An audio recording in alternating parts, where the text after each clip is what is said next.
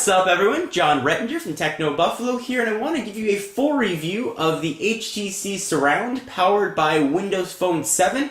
I know a lot of you are interested in the operating system, and this is one of the flagship devices on AT&T. Let's go ahead and see if it's worth your hard-earned $199.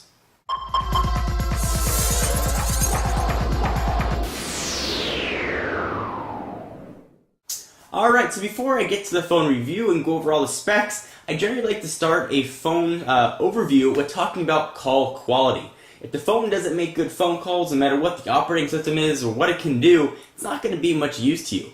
The HTC Surround does make excellent phone calls. Call quality is absolutely outstanding. It was able to pull in a strong 5-bar signal really most of the places that I went, where most phones would get me maybe 4 bars of 3G. This was pulling in a much stronger signal. Certainly bars are a bit arbitrary from device to device, but this did have a very strong antenna. Speakerphone, I'm going to hold off on because we're going to talk on that a little bit later. That's sort of the reason that this device is called the Surround. But from a call quality standpoint, it was absolutely outstanding. Alright, so now that we've discussed that, let me review the specs of this guy with you. It has a 3.8-inch, that's diagonal, WVGA resolution screen, which means 480 by 800. It's got a 1 GHz Snapdragon processor, which is sort of the minimum requirements for Windows Phone 7. And I will say the Snapdragon processor feels very fast on Windows Phone 7 devices that I've tested. And that would be the HTC Surround and the Samsung Focus. Really seems to be optimized. It feels much zippier than the Snapdragon processor feels on even an Android device. It has 16 gigs of internal storage, 512 megabytes of ROM, 448 of RAM. It's got on the back a 5 megapixel camera, which will do autofocus, LED flash, of course, and a video capabilities, which will record at 720p. It also has the sort of Dolby Mobile we'll talk about in just a few minutes. It's got a digital compass, 802.11n, which is sort of a little bit rare now for mobile devices, but it's becoming more commonplace. It's got a 1,230 milliamp hour battery, and this thing weighs, it's actually a little bit on the heavier side, weighing 165 grams or 5.28 ounces, or 5.82 ounces rather, with the battery in there. So let's jump in and talk about the battery first.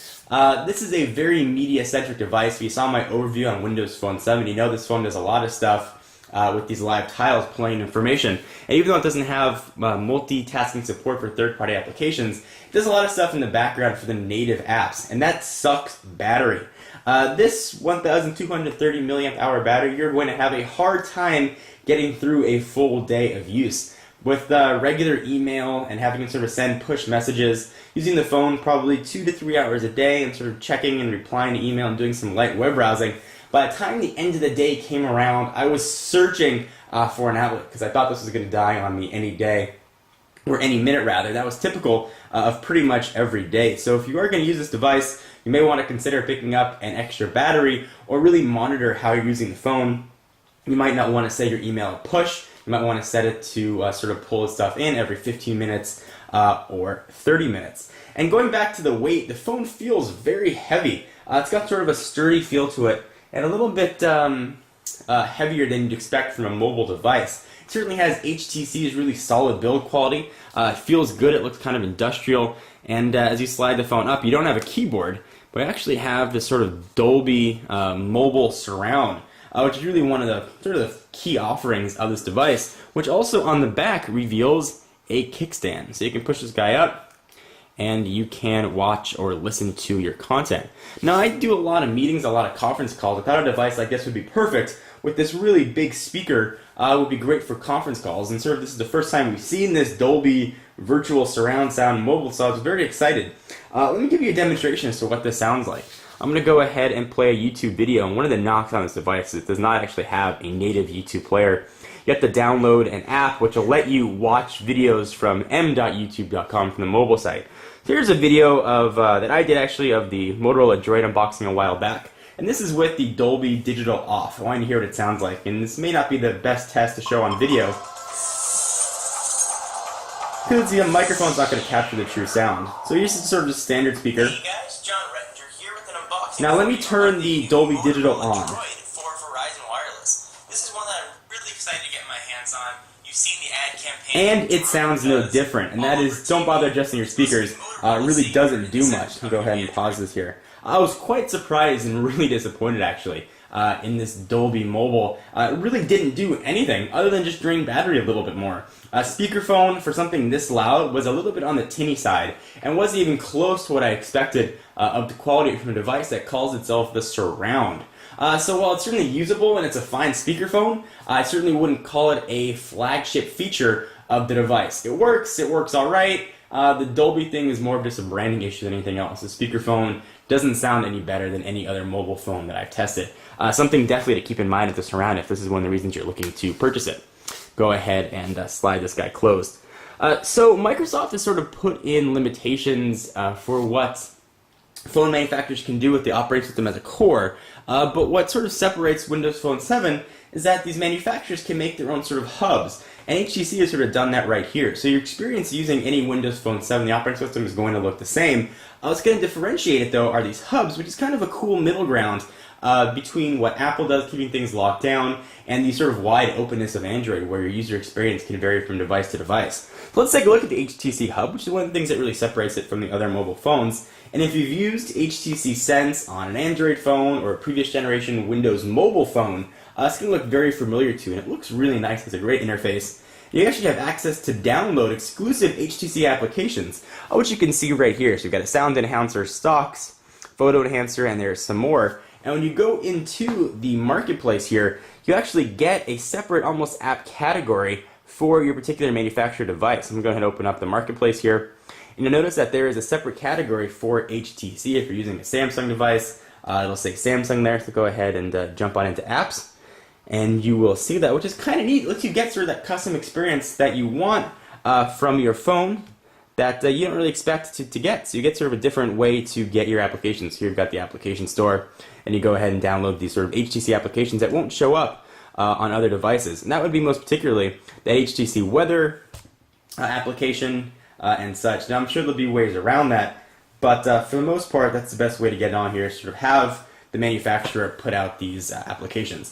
So you can sort of download all these, and they work very well. They're sort of nice. You can get some more photo enhancement features, sound enhancer. I'm not going to go through the nuances of each application for the interest of time, but suffice it to say, they do work well, and you sort of control the customization of your device, which I really like. I'm going to keep this sort of not a review of Windows Phone 7. I did sort of an overview and a review of that, but sort of a summation is I really like the operating system. I think it's got a lot of potential in the marketplace. It's certainly new, and it is sort of striving to find its own, but I think by the time we get to version 2 and 3, it's really going to be a competitor. The browser works well, the internet speed is very quick, pinch to zoom works fantastically. I've sort of demonstrated all that in previous videos. I will say as a whole package, the HTC Surround is a great phone. The screen looks bright and vibrant. However, if you're sort of looking at it in the cache of other AT&T devices, when you look at the Super AMOLED screen of, say, the Samsung Focus, you can really see a difference here with the quality, even though the resolution is going to be the same. So the screen quality isn't necessarily going to blow you away with the way it looks, but it is very passable, and it has a nice resolution compared to other mobile phones. It's a bit on the thicker side. Let's do a quick size comparison here. So here we've got an iPhone 4. Screen is just a little bit bigger here on the HTC Surround at 3.8 inches. But if you go ahead and stack them, you can see there's quite a big thickness difference. And that's sort of a size device you'd expect to have a full slide-out QWERTY keyboard, whereas instead you just have that surround sound speaker. I would have much rather had a thinner device and a standard speaker, or the same size with a full QWERTY keyboard. Take a look at it next to the little bit larger here Samsung Focus. This has a 4-inch screen. You can see the thickness and thinness here is really tremendous. So it's a larger device, and again, it certainly weighs a little bit more. So you're definitely going to feel this guy in your pocket. However, if you're looking for an HTC-made Windows Phone device on AT&T, it's going to be a very solid choice. On a 1 to 5, I really give it a very solid 3.5. Would have earned much higher stars if that Dolby Surround, which really was one of its flagship features, had worked just a little bit better and the device was maybe just a tad bit lighter. I generally like to sort of feel my device and know it's got some sturdiness to it, but this guy is almost downright heavy. If you're looking for a Windows Phone 7 device on AT&T, you may want to look at the Samsung Focus. There'll be a review of this guy coming, but the sneak preview of that is it's a fantastic phone. Anyway, guys, if you have any questions on this, be sure to leave them down below. I am John Rettinger from Techno Buffalo. Be sure to check out their website for all your Windows Phone 7 news. I will see you in the next video. Bye-bye.